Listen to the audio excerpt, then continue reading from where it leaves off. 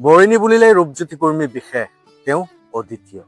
এয়া কেৱল এটা বাক্য নহয়, এয়া বৰিণীৰ ৰাইজৰ ৰূপজ্যোতি কৰ্মী ডাঙৰীয়াৰ প্ৰতি থকা গভীৰ বিশ্বাস আৰু অটল আস্থাৰ প্ৰকাশ।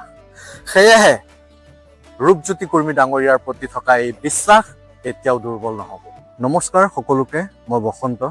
যিহেতু 2026 চনৰ অসম বিধানসভা নিৰ্বাচন একেবাৰে কাষত আৰু এই গুৰুত্বপূৰ্ণ সময়ত মই আজি আপোনালোকৰ সন্মুখত উপস্থিত হৈছোঁ মৰিনীৰ ৰাজনীতি আৰু আমাৰ ভৱিষ্যতৰ সম্পৰ্কে কিছুমান স্পষ্ট আৰু গুৰুত্বপূৰ্ণ কথা ক'বলৈ। শেহতীয়াকৈ আমি আমাৰ সমষ্টি মৰিনীত এটা বিষয় স্পষ্টকৈ দেখিছোঁ।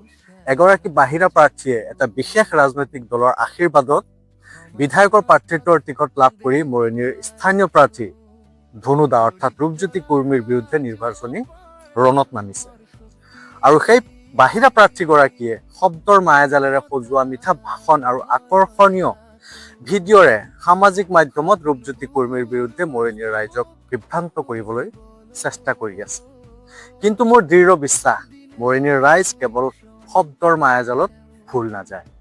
তেওঁলোকে এই মিঠা কথাৰ আঁৰত লুকাই থকা সত্য আৰু প্ৰতিশ্ৰুতিৰ আঁৰত থকা আচল উদ্দেশ্য কি তাৰ গভীৰভাৱে বিচাৰ বিশ্লেষণ কৰি আছে।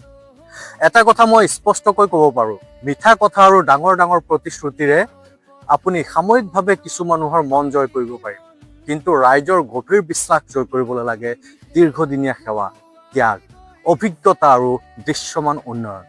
কিন্তু দুৰ্ভাগ্যক্ৰমে সেই বাহিৰা প্ৰাৰ্থীগৰাকীৰ ভাষণ দিয়াৰ অভিজ্ঞতাৰ বাহিৰে অইন কোনো অভিজ্ঞতা মই দেখা নাই। কিন্তু আমাৰ মৰিয়নী সমষ্টিৰ স্থানীয় প্ৰাৰ্থী ধনু দা অৰ্থাৎ ৰূপজ্যোতি কৰ্মীৰ আটাইতকৈ ডাঙৰ কথাটো হৈছে যে তেওঁ আমাৰ ইয়াৰে স্থানীয় বাসিন্দা আৰু আমাৰ মাজৰে এজন আমাৰ পৰিয়ালৰ সদস্যৰ দৰে। আৰু তেওঁৰ ভিতৰত এই গোটেইকেইটা গুণ পূৰ্ণৰূপে বিদ্যমান। দীৰ্ঘদিন ধৰি আমি নিজ চকুৰে দেখি আহিছোঁ যে তেওঁ কিদৰে এই সমষ্টিৰ বাবে নিৰন্তৰ সেৱা আগবঢ়াই আহিছে। তেওঁৰ কাৰ্যকালত সম্পন্ন হোৱা কিছুমান উন্নয়নমূলক কামৰ উদাহৰণ মই দিব পাৰোঁ। চাহ বাগিচা অঞ্চলত পথ নিৰ্মাণ, গাঁও নগৰত পকী ৰাস্তা নিৰ্মাণ, বিদ্যালয় আৰু স্বাস্থ্য কেন্দ্ৰৰ উন্নয়ন, দুৰ্দশাগ্ৰস্ত মানুহৰ প্ৰতি সহায়, দুৰ্যোগৰ সময়ত ৰাইজৰ কাষত থিয় দিয়া। আটাইতকৈ ডাঙৰ কথা, কোনোবাই যদি ডাঙৰ সমস্যাত পৰে আমাৰ এই সমষ্টিত, তেতিয়া তেওঁ আমাৰ এটা ফোন কলতে পলম নকৰি আমাৰ ঘৰত উপস্থিত হৈ যায়। এইবোৰ কোনো কল্পনা নহয়, এইবোৰ আমাৰ নিজ চকুৰে দেখা বাস্তৱ সত্য, প্ৰকৃত উন্নয়নৰ জীৱন্ত প্ৰমাণ।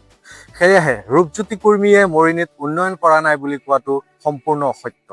হয়তো এতিয়াও কিছুমান কাম বাকী আছে, কিন্তু সেয়া উন্নয়নৰ স্বাভাৱিক ধাৰা। কিন্তু এই সুযোগ লৈ বাহিৰৰ পৰা অহা প্ৰাৰ্থী আৰু তেওঁৰ সমৰ্থকসকলে সামাজিক মাধ্যমত ৰূপজ্যোতি কৰ্মীৰ ভাৱমূৰ্তি ক্ষুণ্ণ কৰিবলৈ যি অপচেষ্টা চলাইছে, সেয়া অত্যন্ত দুৰ্ভাগ্যজনক।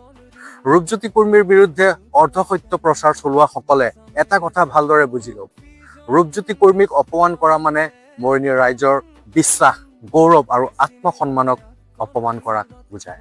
মৰিনীৰ ৰাইজে এনে অৰ্ধসত্য কেতিয়াও সহ্য নকৰে আৰু সময় আহিলে আমি আপোনালোকৰ এই অৰ্ধসত্যৰ উচিত উত্তৰ আমি আমাৰ ভোটৰ মাধ্যমেৰে দিবলৈ সম্পূৰ্ণ সাজু। আৰু এটা গুৰুত্বপূৰ্ণ কথা, আমি জানিব পোৱা মতে সেই বিশেষ দলৰ প্ৰাৰ্থীৰ হৈ ৰূপজ্যোতি কৰ্মী ডাঙৰীয়াৰ বিৰুদ্ধে সামাজিক মাধ্যমত অৰ্ধসত্য প্ৰচাৰ চলোৱা বহুতো ব্যক্তি আমাৰ মৰিয়নী সমষ্টিৰ নহয়। গতিকে তেওঁলোকে হয়তো ৰূপজ্যোতি কৰ্মী ডাঙৰীয়াৰ কাৰ্যকালত মৰিয়নীত হোৱা উন্নয়নৰ বিষয়ে সম্পূৰ্ণৰূপে নাজানিবও পাৰে। হয়তো জানিও নজনাৰ ভাও জুৰি মৰিয়নীৰ ৰাইজক বিভ্ৰান্ত কৰিবলৈ চেষ্টা কৰিছে। সেয়েহে সেই দলৰ বাহিৰা প্ৰাৰ্থীগৰাকী আৰু তেওঁৰ হৈ ৰূপজ্যোতি কৰ্মীৰ বিৰুদ্ধে সামাজিক মাধ্যমত অৰ্ধসত্য প্ৰচাৰ চলোৱা বাহিৰা সমৰ্থকসকলক মই এটা স্পষ্ট আৰু দৃঢ় বাৰ্তা দিব বিচাৰোঁ। ভালদৰে শুনক, বৰিণী বুলিলেই ৰূপজ্যোতি কৰ্মী বিশেষ, তেওঁ অদ্বিতীয়। এয়া কেৱল এটা বাক্য নহয়, এয়া মৰিনীৰ ৰাইজৰ ৰূপজ্যোতি কৰ্মী ডাঙৰীয়াৰ প্ৰতি থকা গভীৰ বিশ্বাস আৰু অটল আস্থাৰ প্ৰকাশ। সেয়েহে ৰূপজ্যোতি কৰ্মী ডাঙৰীয়াৰ প্ৰতি থকা এই বিশ্বাস এতিয়াও দুৰ্বল নহ'ব। ৰূপজ্যোতি কৰ্মী ডাঙৰীয়াৰ প্ৰতি থকা এই বিশ্বাস অটল আছিল, অটল আছে আৰু আগন্তুক দিনতো অটলেই থাকিব। ধন্যবাদ। জয় আই অসম। ৰূপজ্যোতি কৰ্মী জিন্দাবাদ।